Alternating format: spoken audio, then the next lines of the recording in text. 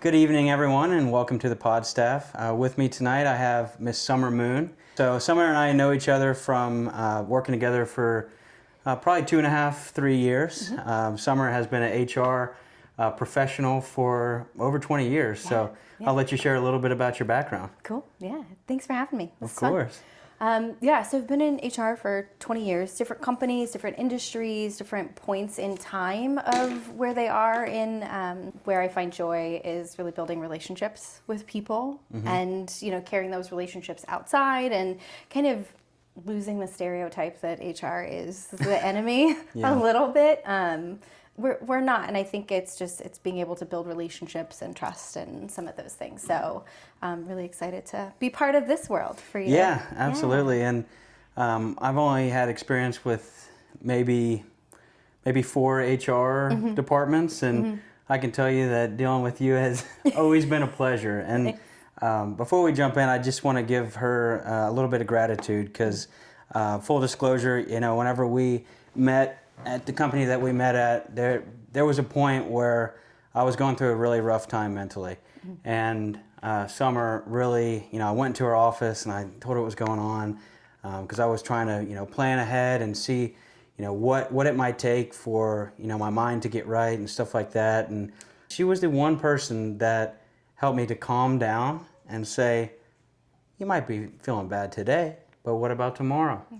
Just want to say thank you. Yeah. So with that, we're going to jump into first topic is going to be the leadership topic. Yeah. This is a really good topic. And we've got some funny things, I think, depending on how much we're going to share. Yeah. But kind of what I want to talk about with the leadership is, good and bad leadership for one. Yeah. Leadership styles and how leadership styles and leadership outcomes affect your productivity. We were talking about, I want to mention this, the miss on compassion, because I think a lot of leaders are very strong leaders, and they would be really good leaders if they just had some compassion for the people they were working for. Yeah. So I'll let you talk about that. Yeah. And this one's hard. I think it's hard for people to step into because when we are so focused on business and business goals and KPIs and OKRs and all of the alphabet soups or whatever, that we miss the part of, especially when we're in industries where people are the product, right? So you've got sales, you've got tech folks, you've got manufacturing. I mean, all of these people are who are driving our business. And for us to lose compassion that they are people, I think is problematic. And I think if we step back and we realize that people are just people, and people have lives and they have things going on, and we're all trying to really get to the end goal, which is, kind of build a world that's great for people. Yeah. That if we really just stop to think about how other people feel, then we're better. And I think when we create environments where people feel like they can show up as who they are and they can have life problems and they can have all of these things going on, and we create this sense of belonging, those people actually then show up more productive. They show up better. They show up willing to kind of lean in even more. But if you create this space where people are just trying to survive, in all aspects of their life, you're not going to get the best version of them in any space. And in fact, they're actually going to put more energy into their outside life because that is really kind of where people spend the most of their time is in their outside life and where they should be finding satisfaction. And ideally, you would want them to find satisfaction with what they're doing too. But yeah, I think that's a touchy subject for a lot of people because I think, I don't know the stats on it, but I would say most people in the workforce, they have experienced the worst part of it, not the leaders that are just so awesome and that have really helped you. I have the company we met at, there's one leader I can think of in particular that really, he took me under his wing when I got there. He showed me love, compassion, and was still hard on me, all at the same time. All at the same time. And I have never sold at a higher clip than when I was working for that man. I think that's just one of those subjects that a lot of people have just not a good experience with. And I think I would like to know what you think would change some of that in leaders and maybe how leaders and employees approach each other. Because I think there's also, on the leadership end, there's also the intimidation factor of leading a sales team of 15 people. I mean, if you're leading 15 people in sales and your team is doing well, you've got some really high-end salespeople, and you have to, maybe it's not a player coach, maybe it's just a coach role, so you're not getting that satisfaction of producing, but your team is. Yeah. So I think there's a lot of pride that goes into that, but I'd like to know your thoughts on that. Yeah. And it's interesting because there's always this kind of like top-down push with expectations, right? So whether you are PE backed or you're private owned or whatever, there are goals that we're meeting from a revenue perspective, and that gets pushed down and pushed down and pushed down. And there's stress involved with that. And I think sometimes leaders get so stuck in stress and then they push that back down. Whereas when I lead or if I'm leading a team, I try to help them understand why we're trying, or like what we're trying to do and how we're trying to get there and why we're trying to get there. Yeah. And so I think giving them the full picture allows them to kind of see those areas where maybe they can lean in a little bit more, they can help, or, I can delegate things down. But I think when you leave out the transparency, when you leave out the why, and you don't have to be fully transparent, like it's not realistic, but helping them understand the why behind what we're trying to do and give them a sense of purpose into how they fit into what we're trying to accomplish. I think that helps them understand, and they can see their position in the team and then the end game. And I think a lot of leaders just do this like, well, it's because this is what I'm telling you to do. You can get by on a very short, short timeline there, but a long timeline that won't last. Well, I think that is because largely, especially in sales, it's because you get salespeople out of college and or probably any industry. I'm just familiar with sales, so you get salespeople that are either fresh out of college or maybe they've had like 1 or 2 short-term jobs, and they get into a big fancy sales organization and they're like, "Holy shit, this is awesome! Whatever my boss says, it's great. I'm making so much money. Yeah, I'm making so much money," and it's like they look back in 3 years and they're like, "I don't think I could live off of that now." But I think that's where you get those periods where you have people that will do things just because they're told to do them. Yeah. But then whenever they start doing things over and over and get into their rhythm, they say, "Wait, why is that happening?" Yeah. I mean, I remember I did that all the time. I probably wasn't the easiest person to lead because every single task that was given to me, I'd say, "Well, why and how do you want me to approach this?" Yeah. And But those are great questions. Yeah, I mean, they are great questions, but they're not received well a lot. No. So. Because I think leaders, particularly if they're leading from ego or in really fast-paced environments where it's maybe harder to slow down, that is an ego question, right? So that then hits at somebody's ego, which is like, well, why are you asking why? Especially if they don't know the answer. And sales, I think, is an easier one to kind of create drivers for because there's commissions, right? So you hit targets and there's commissions. When you get into maybe industries or positions that don't have those same kind of end goals in play, well, maybe they have a bonus, but it's a discretionary bonus. So like, okay, I'm going to bust my ass for, 12 months. Define a discretionary bonus. So discretionary bonuses are, and a lot of companies have this structure set up where you have a potential bonus of say 10, 15, 30, 50% or whatever that could be. That's at the end of the year. If the company's done well, if you've done well in your performance review, like all of these factors come into play, you could get that bonus, but it's not guaranteed. Whereas commissions, typically if you meet all your metrics, they're guaranteed because they're in a contract, they're kind of written in an agreement, etc. Yeah. A lot of other positions aren't like that. So you're banking on the company doing well from a revenue perspective. You're banking on hopefully you've done well in your role. Maybe it was defined for you. Maybe it wasn't. Maybe you know what your goals are. Yeah. Perhaps hopefully. you don't. I don't know. I've heard worse. Yeah. Yeah.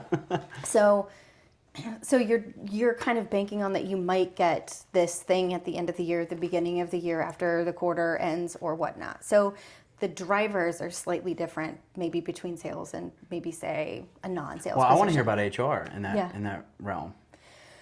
That one's a little harder because and I found kind of with HR, maybe it might be an engagement metric, maybe it might be an attrition metric, it might be based on data-driven things or how well the company's done. But a lot of the times, that should be a collaborative end goal, which is HR doesn't control culture. We can help build things that maintain culture, but culture is a whole company goal and should be a whole company goal. It shouldn't be just HR. Your manager should be driving culture. Your executive should be driving culture. It's an everybody game. And so when it's left to HR to kind of build, and you're doing pizza parties when maybe you're doing a cut every, quarter, that's not gonna work. It's not gonna work. And this is where I say, like, when we lean into leaders and managers building relationships with their people and figuring out what drives their people individually. So for you, it might be money. For somebody else who maybe has a younger family, it might be the flexibility to spend time with their family. For somebody else, it might be X. And so to apply kind of this blanket like expectation of like, well, everybody just wants money, or they want pizza parties, or they want whatever, I think is a disservice to employees. And I think it's actually a disservice to the company, because you're, I think, impacting potential utilization and productivity by not really learning what your people are looking for and how to lead them effectively and how to actually have good conversations and constructive conversations. So if I'm hearing you correctly, like part of it is, I've been a part of that from time to time where it's like, why are we spending $7,000 on a party when, maybe I want a piece of that $7,000. That's just an example. Yeah. But is that kind of what you're getting at? It's like, why are we spending money on this when I'm trying to accomplish my end of year bonus? Yeah. And it's all about profit at the end of the year. Yeah. I think for sales, it's about revenue, but for the rest of the company, correct me if I'm wrong, but it's about how profitable the company is. It is, but I think there are those smaller things that you can do that at least show appreciation. And sometimes, those small parties, those small moments in time, get people together. We can at least celebrate collectively as a group and collaboratively and I think those moments help still build culture. So it's not always monetized. It's not always monetized, no. So in the HR realm, because with my sales background, I have been around some very hungry for money salespeople, and I like that environment. I do, especially whenever you get hungry for money people that are actually really good people. Yeah. But not everyone cares about money. There are plenty of people that money is just a means to do life. Yeah. And I'm jealous of those people sometimes. So is that what you see a lot in HR, where they just want a really good environment, or is it the salary that and the bonus that makes people tick too? It's all different. It's all different. So what you're saying is you have to find as a good leader, you have to find individual people and figure out what those individuals tick for. Yeah, because I think when you do that, right, when you take the time to learn what drives people, when you find what makes them tick, you then build trust with them, right? And I'm not saying as a leader you need to be everybody's best friend. I actually discourage that, because I think you start to muddy some waters. But I think there's a line that you can get into where, even with my team, like, I know what's kind of happening in their lives, generally speaking, enough to know that if I have one of my employees say, hey, this is going on, I need a day off, and I say, okay, great, then you need the day off. I don't, I build trust, and they trust me and I trust them to a certain extent where I can say, okay, then you need the day off. I'll talk to you tomorrow. Or is there anything that's hanging that you need me to take off your plate? And you don't text them and say, hey, you've got to put in PTO, you got to go into the negative. You just say, hey, it's one, you're having a bad day, you need it. No, and I mean, and there are those times where those conversations happen because there's just abuse of things. Repetitive, that happens. It is what it is. But I think generally speaking, people just live their lives. And I think if we just as leaders approach it with a little bit more empathy, a little bit more compassion for what's happening, again, then they turn around and show up even stronger for you. Because then you're building loyalty, because you're building this like belonging and environment where they feel okay to be who they are. And they feel okay to just have things happen in life. When you lead from ego, those things typically don't happen. I think you have to like have a little bit of a humble approach to yourself as a leader. Yeah, and I think, just talk about ego, some of the best leaders I've seen have been the most humble people with their team, but anyone who's coming against their team or anyone that they're trying to get their team to tap into or anything like that, they're not so humble. They're dogs, honestly. They're cocky and they get after it, but their team knows their compassion. And if your team knows your compassion, then they're going to get behind you whenever you start a war. Right. Yeah. Because they know that you will go to war for them too. Absolutely. And I think there's like ego and confidence, and I think sometimes people confuse the two. But being confident in your abilities and being able to show up for your team versus having an ego of like, I'm the best person ever on the planet, none of you know what you're doing, so I have to tell you guys how to do everything. That is going to create dissonance in your team. And again, you'll have some success, but eventually those people will exit. And there's the whole rule of like, people don't leave companies, they leave managers. It's not like entirely true, but it's mostly true. Well, I like it better to say people don't follow companies, they follow good leaders.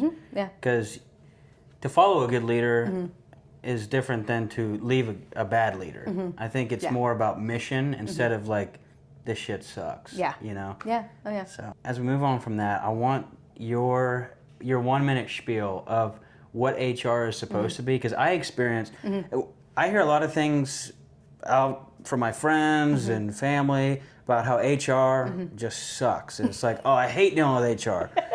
All that stuff. My experience with HR has been largely in my career you. Yeah. And it was like the best experience. Whenever I heard that, I was like, oh, these other people must suck. If they must be really doing something wrong. But come to find out in other roles after we stopped working for the company together, that's not the case. So anything you can clear up for our audience here about what HR is supposed to be, so that they can have ammunition for when they need something from HR, they need some compassion. This is so interesting. I love this. So everybody, there's the whole like HR isn't your friend like thing. Just like a hashtag on social media. It's a hashtag, HR isn't your friend. Here's the deal. We're not really anybody's friend. Our job is to, at least the way that I look at it, and this is different for, I think, kind of every HR person when you look at it.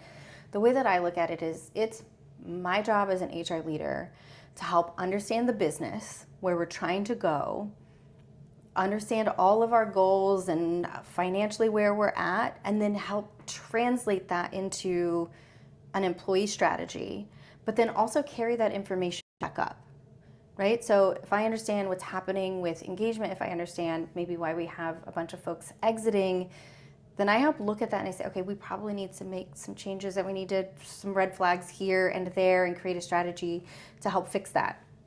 So my goal is to kind of sit in between all of these things and help just puzzle piece, problem solve it all together. And there's nothing wrong with HR and teams kind of going into the business and being friendly and understanding what's happening with people, because even, I'll walk the floor and I'll sit with employees and I'll, have conversations. And I think that's really the only way to truly understand what's happening, because they're not going to talk to you, because there is that stigma. Yeah. And so you have to create this space where they feel invited. How do you do that though? Because like you have an uncanny ability to make people feel comfortable. And I love that about you, because that's what I experienced. But it's almost like, is it being an empath, or is it just saying, hey, it's not about me, it's about them? Yeah. Because most companies that I've heard of that I have not worked for, maybe a friend has worked for or something like that, when HR walks the floor, everyone shuts the hell up. They don't sit and talk with you like your friend. Yeah. But I remember sitting and talking with you like my friend, and you would be given handshakes and side hugs across the floor to anyone who came up, and everyone was coming up to you. So how did you approach that differently than most of the HR departments in all these companies? Yeah, I think it's just stepping outside of, like, you have to get out of your office. You have to get away from your desk and go to the floor and just say, how are you doing? And like, it's the small like interactions over time that I think create that environment. But I don't just go out and be like, hey, let's just have a conversation. Let's go to happy hour. It really is just walking and being present. And I think that's it, is being present, showing up authentically too. So I also just have a personality where I kind of just am, just like I just am. You're calm. Yeah. You're calm. And I want to say hi to people, and I want to understand what's happening, and I want them to feel okay in their space. And for me, I think that then creates an environment. If something's not happy in their space, they can come talk to me and we can problem solve it together. Now, I don't know what that end goal is. It's all dependent on what's happening. But, for people to be like, I don't know what's going on with my manager. I don't know how to talk to them. And we just talk it through. And it becomes more guidance. It becomes more mentorship. It's not an investigation. It literally is just, I don't know how to approach this. Yeah. And we talk and they walk away and they go do something else. And then everything's fine. But I think if you don't have that open space, you lose a lot of insight into what's happening with employees. And you lose a lot of insight into what's happening in the business. Yeah. Now that makes a lot of sense. I think we've talked a lot about the employee side of it. I would like to know for our listeners out here that are HR professionals, how to approach that. Because if I was an HR professional, I would probably be pretty intimidated to go out on a sales floor of 100 people and just start making conversations with people who are cranking out cold calls and doing all this stuff. And some of them are like, what the hell are you doing talking? I know you work here, it's fine. But you got people to do that. And I think a lot of people would love some insight into how to do that to their team, or not their team, I guess, their other departments that they're overseeing, as well as their team. Yeah.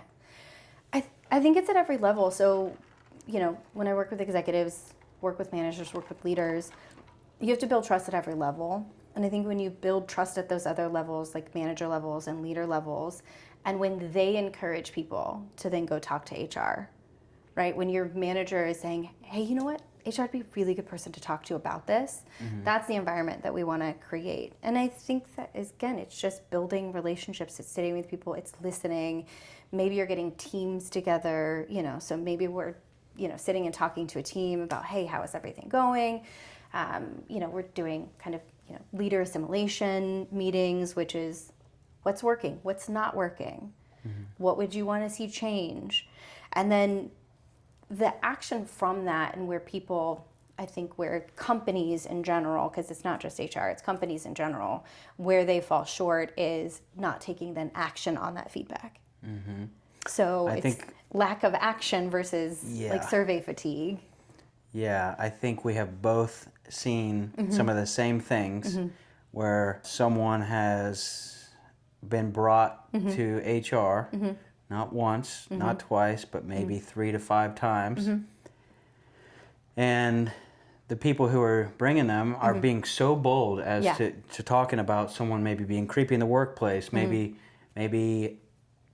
making them do something they didn't want to do that didn't make sense for after they asked, anything. And it just doesn't happen as soon as they do it. And they're expecting to come in and they've built up the courage, they come in, they tell you exactly what's going on. Yeah. And then 6 months later, that person is still working in their same job, making more money than they were before. Yeah. And some of that is, some of their time in investigation and some of those things. But the way that I look at it is, if I feel very strongly about something, then I'm going to approach it from a very strong place and a very strong opinion of like, this is a problem. It's a liability. It's all checklist, all of it. But ultimately, then sometimes it's up to the company to decide whether they want to take that risk or not. And who in that company decides that? It could be a number of people. Really? Yeah. C-suite or investors or it's a number everyone? of people. Okay. Yeah. Yep. Yeah. Okay. But eventually, those things will sort themselves out. Yeah. Some of it is timing. Some of it's, I mean, I'm not making excuses, but I'm just saying sometimes it's not as black and white as people think it is. There's a bunch of things happening on the back end as well. So conversations, things that might need to be put in place. So. Yeah, because people expect that they walk in, tell you a problem, and you walk out and take care of the problem. Mm-hmm. And there's more red tape than that. And sometimes it is that black and white. Sometimes it very much is that black and white. Mm-hmm. Sometimes it's not. Yeah.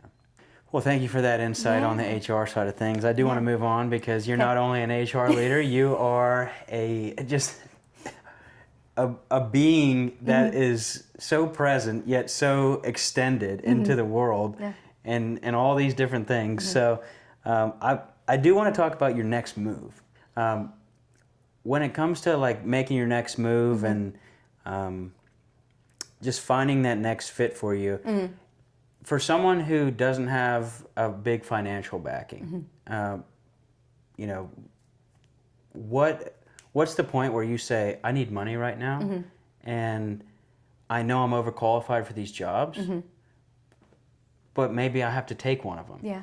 And maybe it's the time value of money that says, if I take this right now, 3 months later, I could get a better job that in a full fiscal year cycle could actually get me more money than this one would if I take it now. So what's your thoughts on that? Yeah. Well, and I think the market right now is really interesting, right? Because you've had a ton of layoffs with Verizon, you've had a ton of layoffs in the tech space, you've just had a ton of companies doing layoffs. So there are more people in the market now than there have been in the past. And so I call it a buyer's market from an employer standpoint. And so the employers could be a little bit more specific, a little bit more, particular on who they're bringing in. And so I think there are going to be a lot of folks that take positions that they normally wouldn't take. Maybe they're looking at it as settling into a position to support their family and their bills and all of those things. But they will continue to look for that next thing that then fits, whether it's their, salary goals, growth goals, whatever that could be. So I think you're going to see a lot of people doing a little bit of that and or starting to work side gigs or taking jobs that they might not normally consider taking to have financial stability. But then I think we'll see a shift. And so there's this balance between do I take something now and in 3 months? And I think some people just have to. I think there are people that have to, and I think there are people that can hang out a little bit and maybe wait for that next dream job. But from an economic standpoint, I think most people are in that first category. Okay. That's good to know. Yeah. And does that tie in with the ego death? There's a little bit of it. Yes. Let me preface it because I left my job last month. Yeah. So I'm in between full-time jobs right now. And I have, the jobs that I've applied to, I've been declined in a matter of minutes from companies, from jobs that I'm overqualified for. Right. And maybe I didn't realize it till after, and I saw that. I was like, wait, why did I get declined? And then I started applying to jobs, like entry-level account executive jobs and stuff like that I'm way overqualified for. And I still get those same rejections. Yeah. So I don't understand that. That just shows me that we're living in a world that a lot of humans are not taking a look at our resumes and our personality. They're not taking the time to meet with us before they actually make a decision on who they're going to. And I wonder if my resume was this and your standard was this, then who are you saying yes to? Yeah, I don't know. And it's really interesting because the market's saturated. from a like candidate perspective. And I'm actually seeing this in, HR groups that I'm a part of, and we have these conversations. It is, you're just going to see people that I think you're going to then see a little bit of like job hopping and job movement. Maybe it's 6, maybe it's 12 months from now, when maybe the market shifts slightly. Yeah. There's a lot of lean into AI and why people are making some of the decisions they're making. I think you're also leaning into, people hired too fast. They have too many people for what they actually need. So there's a ton of reasons why these things are happening, but it's unfortunate. And I think you are going to see folks who might be wholly qualified to do these, really high level positions that are saying, okay, yeah, maybe I just do need to go work at Trader Joe's for a little while because I need to be financially stable. And I will tell you, I will go work at Trader Joe's because those people are phenomenal. And then I would get to taste test things. So Sponsor her. Actually, no, Trader Joe's sponsor this podcast, please. You said a quote to me one time, and it really stuck with me. Okay. Rejection is redirection. Oh, yep. And Yep. that's like maybe cliche. I don't know. I've never heard it before, but in a concept it might be. Tell me about that. Like, why is that a quote that just spewed out of your mouth? Gosh. And this is one where I lean to it. And there are a couple of other concepts that I lean into with this one, which is the ego death one is one of them. Yeah.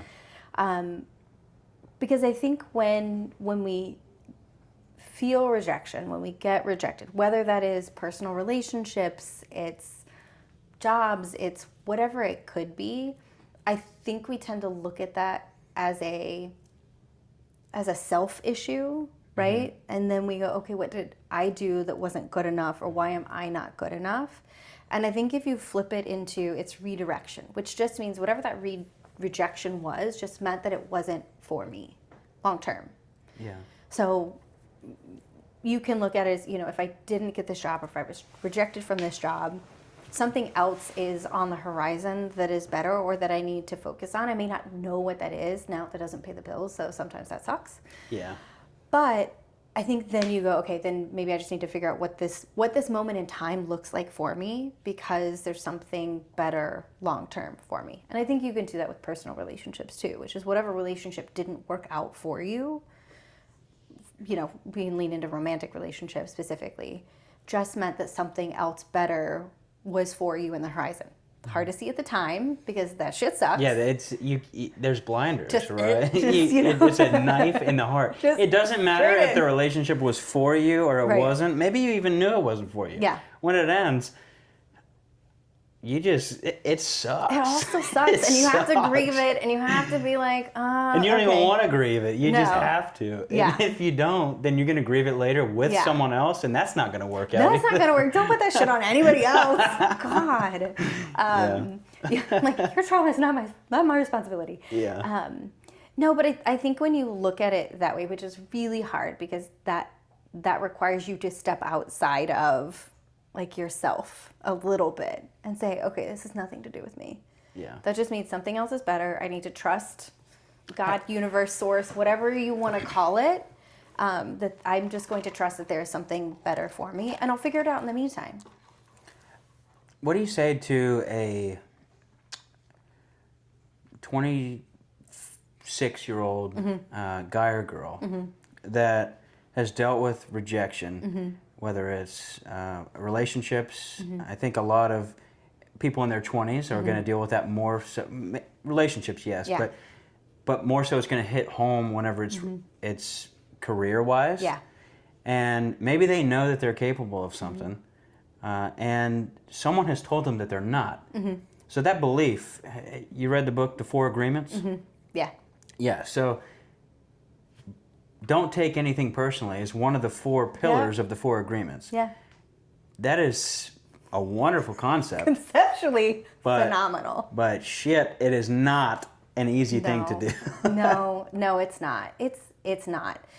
And I think there are ways for people to kind of find and build community that then will help with that. And especially, kind of when we find things that fill our cup and our soul, then those things I feel like could hit less or maybe have less of an impact. So if you're finding hobbies and things that you really like to do and you find community, I feel women tend to build community maybe better than men, just because we do, No, it's because natural, we're built yeah. on friendships. And then you can, when those things happen, when you do have rejection, whether it's romantic relationship, job, career, whatever, you can lean into those things and you get your cup filled through that. And then you can figure out this stuff on the end. But if you don't have other things to lean into, you don't have other things that are filling your cup, and then this is your only identity, that's where I think people struggle. And that's I've where struggled I think with that. Yeah. And one of the biggest things I've struggled with recently is, and you don't even realize it's happening at the time. When I got to the company that we met at, I was making squat, you know, I didn't care. Yeah. I was coming off of a bad point in my life, just kind of a down point, and I got to the company. I didn't care what anyone else was making. I didn't care nothing. It was just, I want to be here and I want to make an impact and I want to help people and I want to sell a product that helps people. Yeah. And it did. I believe that it did because I wanted it to. But somewhere along the way, I remember I had a conversation actually when I got to the company that we met at, and I asked someone, "What makes you tick?" Immediately, she said, "Money." And I said, Yeah. "Okay, why?" And she's like, "'Cause money allows me to do things." And I said, "Well, isn't that sad at night whenever you go to sleep?" And then fast forward a few years later, and I'm thinking about money. I'm checking all my investments. I'm checking my Schwab account. I'm checking my 401k. Yeah. I'm like, money just hit. I'm going to move it here. I'm going to do this. Yeah. The last 3 weeks of my life has been trying to get out of that mode. Yeah. Because that is not a fun mode to be in. It sounds fun whenever you're buying nice things and watches, and the enjoyment of those things is no longer enjoyment. Yeah. If the path to get there was Kills your downgrading yourself. Yeah, it kills your soul. Yeah. So, Yeah. what do you think about that? Yeah. I mean, I think that's why you have to figure out kind of what is your purpose. And yes, there's means to an end. And yes, I think we have to, like, you know, it's capitalism at its finest, right? Which is like we need money to buy the things that we really like to do. And then we like to do those things, and now we need more money because we want to keep doing this. It's just this perfect circle of just upgrading your lifestyle. Just capitalism. Yeah. So I think that's finding those things outside that drive your purpose, then I think help you figure out what you might want to do from a work perspective. Yeah. But I mean, I love to travel and I like to do I need money. I need money for those things. Therefore, I like money. But I also want to enjoy what I'm doing while making money. So I won't work at a company that is toxic or that I have a toxic boss or whatever those things are. So you have to figure out what that balance is and what, like, just what your purpose is and what you're willing to sort of sacrifice to get to do the things that you really want to do. How do you not lose yourself in that, though? Because what I gathered from that is work to live, not live to work. I mean, ideally, we would like to live, but that is not the reality for a lot of people, right? It just isn't. So, ideally, yes, I would like, theoretically, I would like to do that. I am lucky enough to be able to do some of those things, but the reality for a lot of people in this current environment, in this current economical space, is that they can't. And so if they can find those things outside that then bring them joy, I think you start to then balance out that, yeah, I have to work a job that I hate and it sucks, and, you know, I've got to work for a boss that I might want to kick his knees out. Kick his knees out is crazy. I've had a few.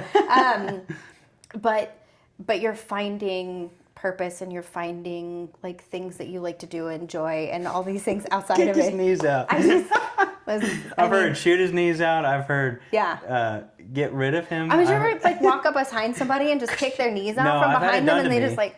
That's why I had it done to me after I had an ACL surgery one time, and after I did that, I had that happen to me. I was like, why would I do this to Yeah. someone? It made me so mad. Yeah.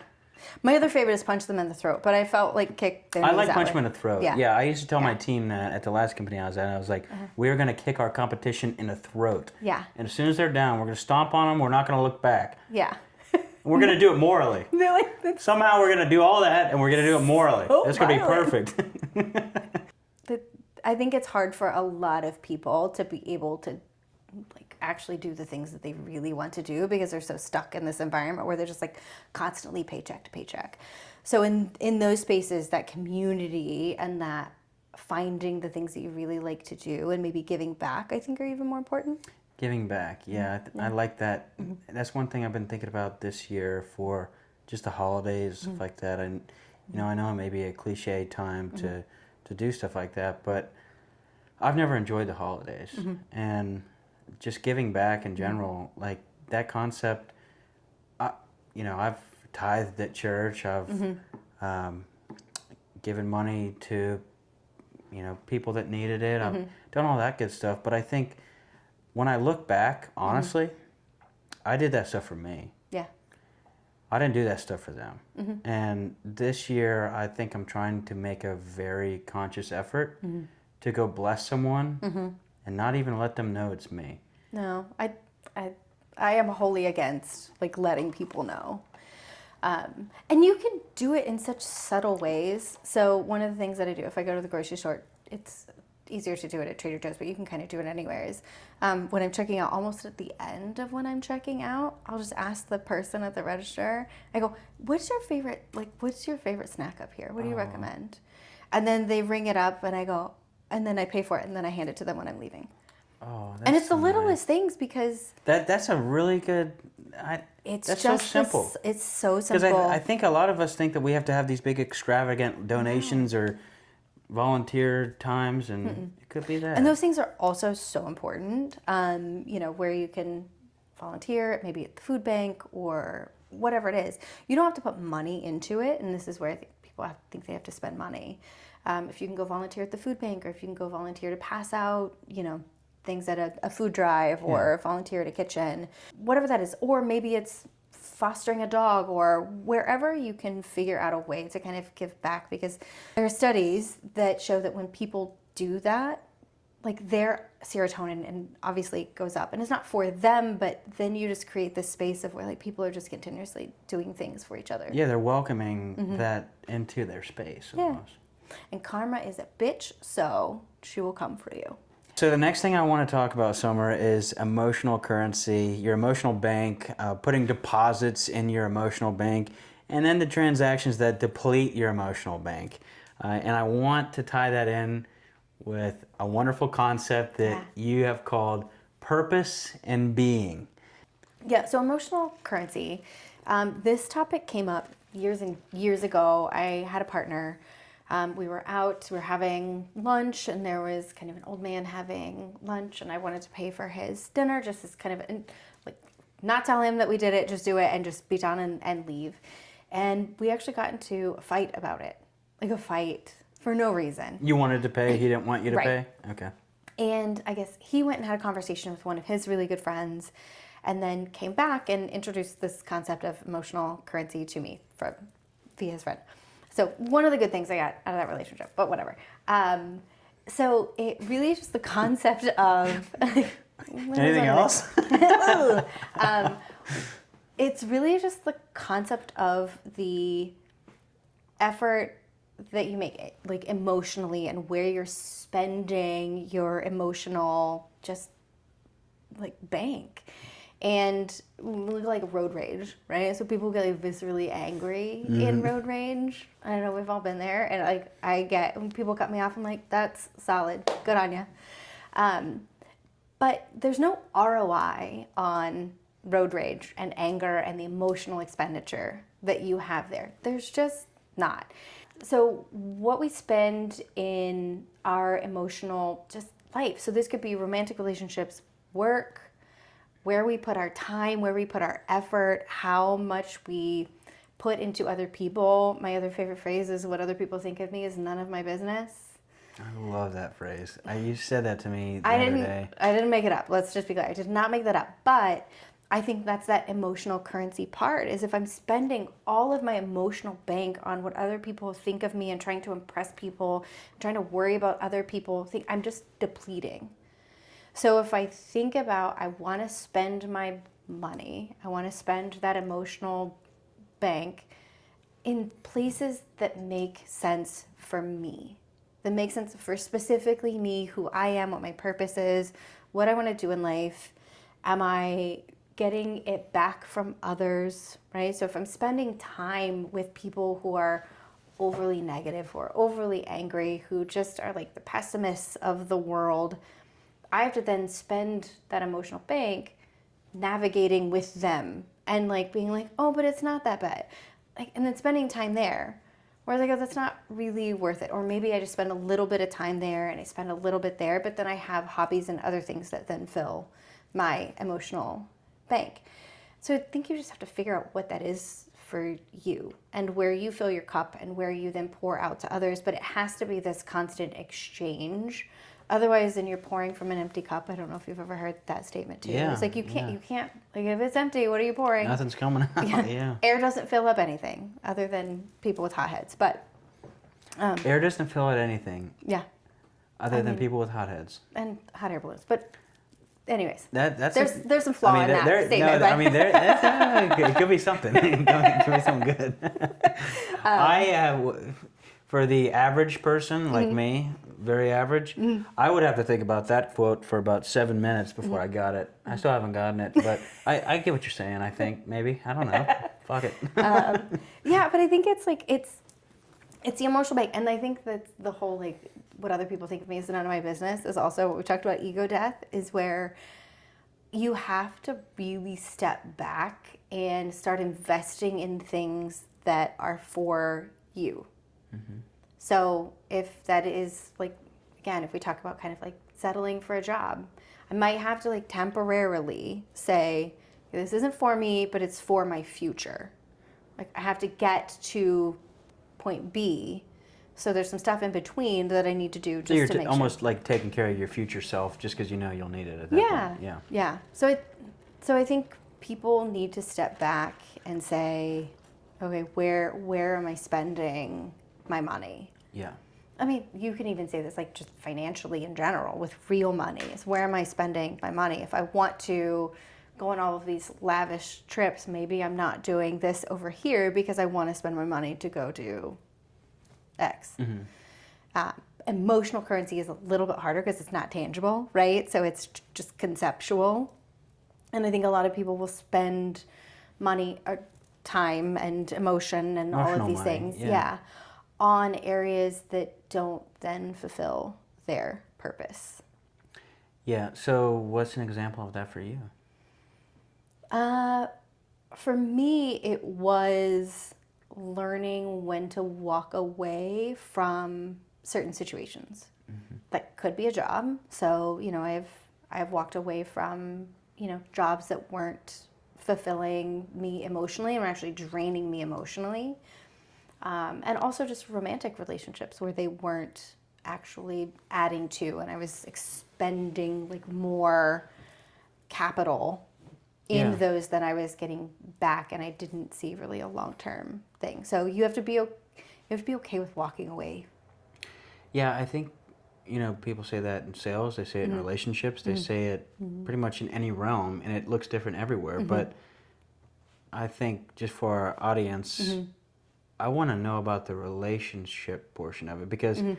Whenever you're real young and everyone's chasing each other and stuff like that, the girls are attracted to the guys that don't respond and all that, so they're ready to walk away, like all that stuff. But it leads to different things in the future. Yeah. And some of that little childish behavior carries over into whenever you're in your 30s and you have a relationship that they're acting like the relationship you had whenever you were in high school. Yeah. So tell me about that for your experience. Gosh. Goodness. I think it is for everyone individually. You need to look at what are the things that are really important to you. take out height, money, like all of these things, like from a character perspective, what is really important? Is it somebody who is kind? Is it somebody who's compassionate? Is it somebody who cares about others, wants to see you grow, is your champion, is your supporter, like all of these things. And if you aren't finding that, if you're having these conversations and this person is dismissive or they're defensive or they're not really like, you aren't helping each other grow as two humans, that for me is not a transaction that makes sense to me. So what do you say to all the people out there, and not to stereotype it, but more so women, who think that they can save a man, and in a lot of cases, men who think they can save a woman, and it's not as common, but it still definitely happens. And when I say save someone, I mean, well, they get so drunk on the weekends that they black out, but I just need a year with them, and I can turn them around. Yeah. Stuff like that. Yeah. Oh gosh, I am not a relationship expert, obviously. However, this is all so individualistic that it's really hard to have this blanket statement to it. Obviously, you said. I think people need to look internally and figure out what is important to them. And if you look at someone and say, but 50% of them is good, it's like, right, but you wanted 100%. So are you settling for 50 because you feel that's all you can get? What's a realistic number, though? Because I feel like my therapist has told me before that there is always going to be a percentage. Absolutely. And she said, and I said, what's the percentage? Maybe I can calculate it. You can't. She was like, I don't know. It's different for everyone. And I'm like, well, you're the therapist. All right, you should definitely be telling me exactly what to do, right? It's not an equation. It's not a math thing. It is an inward thing that I think people need to look at and say, this is what for me makes sense for me to be with, and what I feel like is the best compatibility partner for me. And if at any point you start going off of that and making excuses, I think you just need to look and say, okay, is this something I'm willing to trade? I'm willing to spend a little bit more money over here, a little bit more emotional currency over here, because I truly can see that the end of it and that ROI is worth it. Not all of it is, and so I think it's just all circumstantial. So I can't put a blanket statement on it, but I think a lot of people end up settling because they think that is, for them, it's a self-esteem thing of like, I can't find better. And I think you just have to balance that out. And don't you think that sometimes people make other people think that they cannot do better, when the only reason that they're making them think that is because they know they can do better? I mean, it's manipulation at its finest. Yes, it is. That is the word. Thank you. Here's the thing. I think if everybody took 5 steps back and they really looked at themselves and their purpose and who they want to be and what they want to push out to the world, you need to find a partner that supports that. So yes, people are manipulative, but if you start to see those things, I think as long as you're true to yourself, and I think this is where people start to they get off that line. They're like, but maybe over here it's fine. It's like, then you're not being true to yourself. So whoever you are, whatever that is for you, whatever that version is of you, if you remain true to yourself, then you find people that are aligned to that self. That's romantic partners, that's friendships, that's work. So this is where the purpose and the being, I think if you look at truly who you are you at your core? What do you want to do? Are you a person who likes to give back? Are you a person that finds community in others and sharing out externally, right? So if we talk about this podcast, so purpose for you, this podcast is being able to share people that you might know, or what your voice is, if you're finding people that align with that, then you're on your mission. And people that don't align with that, you're going to see those people very quickly. And maybe I've done a bad job of, just real quick to describe the podcast, but let me just read my mission statement. Please do. For the podcast. Yeah. Because I think, my purpose in this, for those out there that are starting a podcast, just know that you're not going to be starting it for monetary value. In fact, your currency, not your emotional currency, but your currency is going to deplete a little bit to get it started. That's just the investment phase. It's got to be a passion project, I think, unless you're someone famous and you're like, hey, I'm phase. Matthew McConaughey, maybe I start a podcast. Yeah. The Pod Staff mission, the business mission statement is to connect job titles to real life. We offer an unscripted look into the diverse careers and personal journeys of professionals. Our mission is to share candid, relatable stories about life, work, money, relationships, highlighting that every role is essential and every role ties in with personal life. Yeah. So thank you for allowing me to give my little spiel there. Yeah. But I think that's part of it, right? Is like, now that you have established kind of what your intentions are behind it and just who you are in life. And I feel like, from conversations we've had previously when we've actually, talked at our prior job and other conversations, you're starting to kind of come into who that really is and what your personal mission is. Not the pod staff, but what your personal mission is in life. And so staying on that path and finding those opportunities, and when those opportunities don't align, you're probably not going to lean into those. You're going to just say, okay, probably not for me, I'll look over here. But knowing that those things will come to fruition because you're going to bust your ass like you always do. Yeah. I appreciate that. Yeah. I think the podcast is, I have been able to have a lot of experiences for being a very young man. A lot of those experiences came from me doing the absolute wrong thing and treating people poorly, and whether that was relationships at the time, friends at the time. I realized that it was all me. I'm struggling. I'm doing. I want to get better. I want to do this. Me. And eventually I had to say, all these conversations that I'm having with people who are helping me get better, wow, maybe now I should have those people connected with the world. And I think that might be its own mission statement. Maybe. Who knows? Yeah.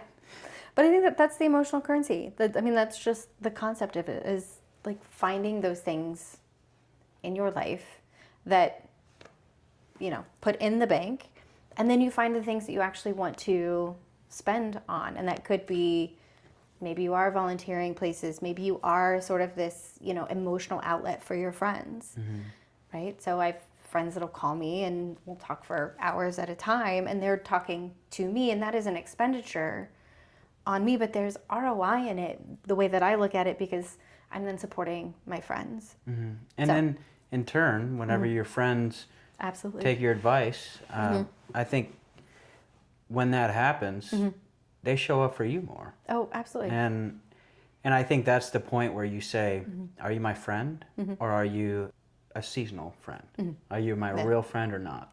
Yeah. And I think men need to do a better job at that.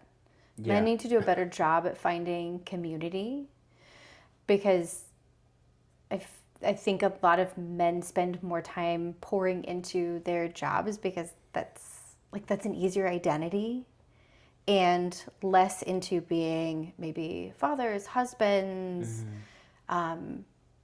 support beings in other people's lives. I think men do it differently, right? They go on golf trips, they, do these things, but you're not having conversations about what's happening in your life. Yeah, and real so, conversations. right. And that's why, like, I feel very blessed. And I didn't do this in my early years, but I do it now. And I'm very intentional of who my friends are. I have a group of 5 friends we don't always hang out together. In fact, most of it's just one-on-one here, one-on-one there. Yeah. But they are friends that, like, I'm not interested in surface level conversations unless it's maybe just to be cordial at a social setting or something like that. I'm not interested in that anymore. And sometimes it sucks to not be interested in that anymore. Yeah. Because sometimes like all the stuff that your brain was wired to think was fun is not fun anymore. It's just not. Yeah. And I think that I'm just now thinking of this. It's probably because of my dad. My dad has been an engineer his entire life. Yeah. And he was always just a family valued man. Like, he never wavered from that. Never, not once. Never was at the bar, never, like, just all the stuff that you hear about families and men not showing up for their families, never. And in my later years, he actually let me know, because I asked him, not because he wanted to tell me, he let me know that he had some fun job offers, and not even just job offers, but even in his jobs, like getting invited to Argentina for a dove hunt. But it was our weekend to be at his house. He is not going to waste that time on that. I don't understand how... I still wrestle with that, because for me, I don't think I'd be there right now. But what a wonderful being and just role model to be in my life, to show me that what matters, matters. And what doesn't, doesn't. And if you focus on what doesn't, then none of it's going to matter. It's all going to be gone. And wow, that's a wonderful concept. Yeah. You got that out of me. I've got a lot of just kind of quotes that I lean into a lot. And one of them is control what you can control, influence what you can't control, and the rest it just is. It's like the Serenity Prayer too, right? Yeah. Yeah, and so I think if you kind of look at that and you tie it back to being and purpose and emotional currency, like, it all ties together, because there are things that you cannot control in life, and there will always be things that you cannot control. And so pouring all of this like energy into those things, it's not worth it. It's just not. So you just let those things be, and they just are. I would like to tie that into any hobbies that you have too, because for me, I love fishing. I love it. My uncle down in Beaumont used to take me all the time to Sam Rayburn Lake. We'd go fishing, and we'd go on his bass boat, and like literally nothing else mattered at that moment besides, I'm gonna catch a bass or something like that. And back when I was younger, it was just kind of like I'm Texas boy type deal. But I look back and I think, dang, those were some really wonderful moments. And I shared a lot of those moments with my dad as well. And I've come to find out hobbies are not so much about what you are feeling in the moment or doing in the moment. Yes, you're present in the moment, but it's more about like the community that you can build from that, and then not leaving those hobbies to be.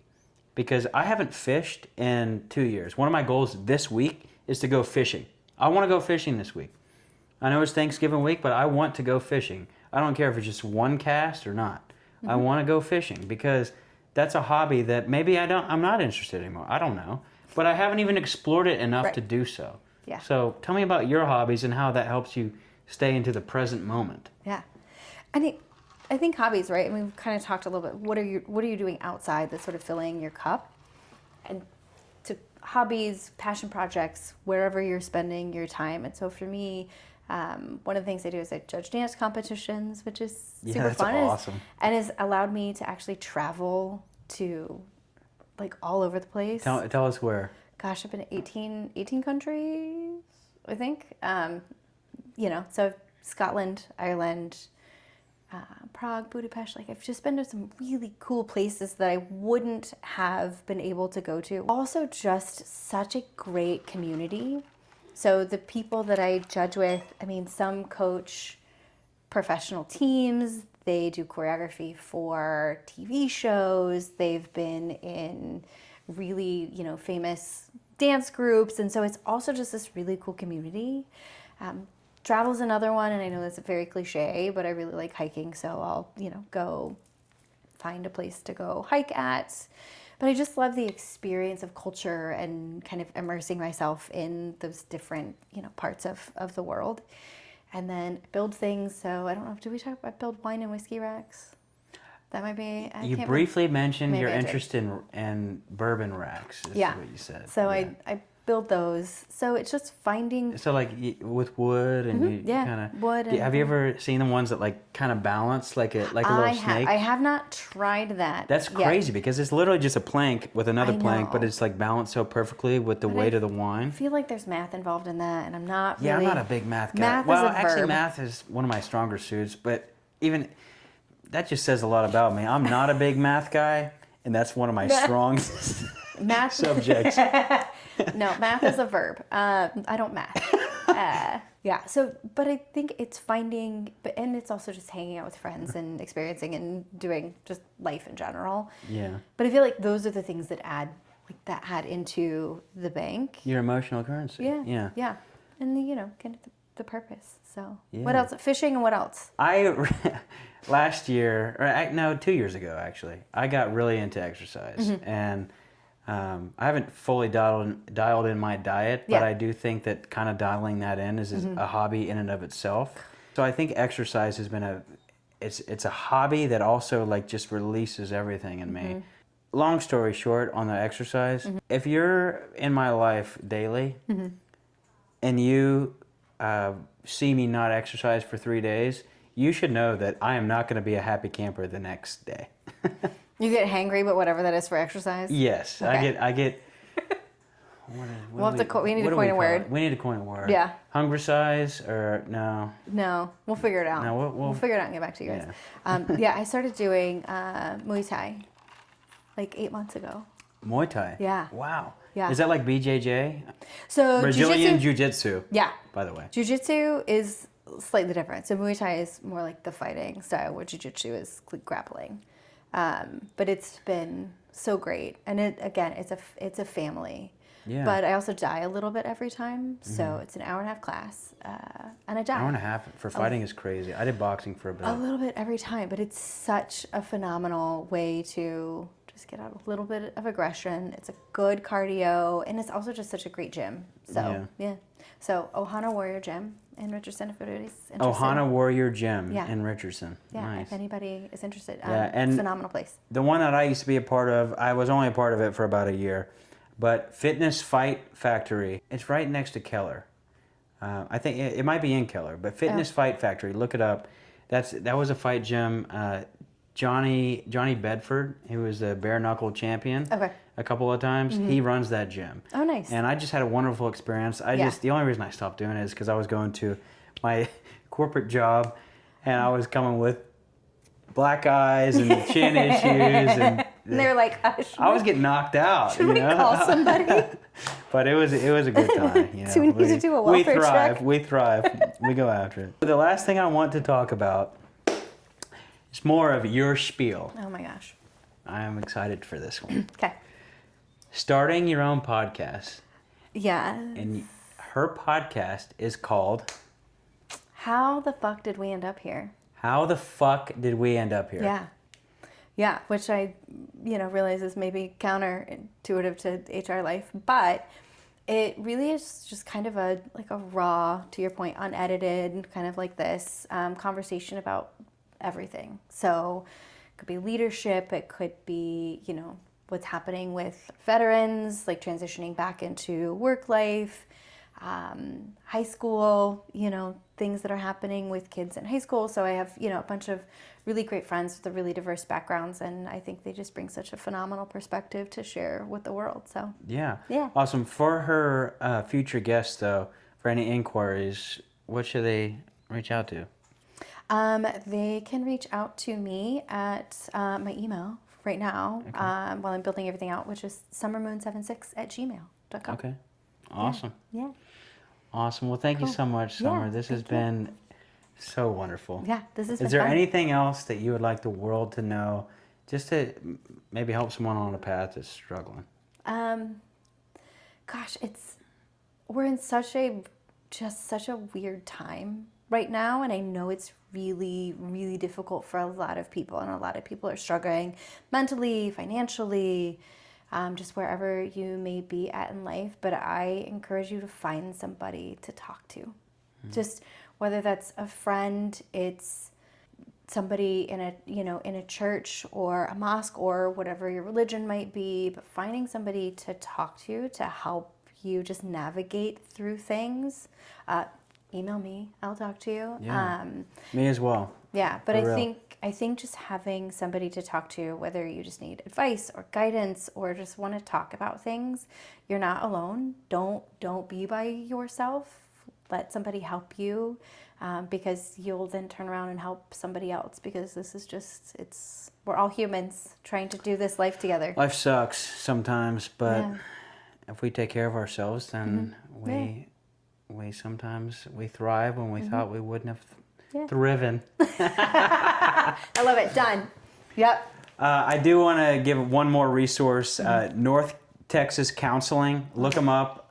If you're in the DFW area, look them up. Wonderful therapists. I have personally been seeing someone there for better part of 4 years, 5 years maybe. So super helpful. Without North Texas Counseling, I would not have started this podcast. So thank you all so much. Cool. Thank you, Summer. Yeah, thank you. I appreciate you so much. Yeah.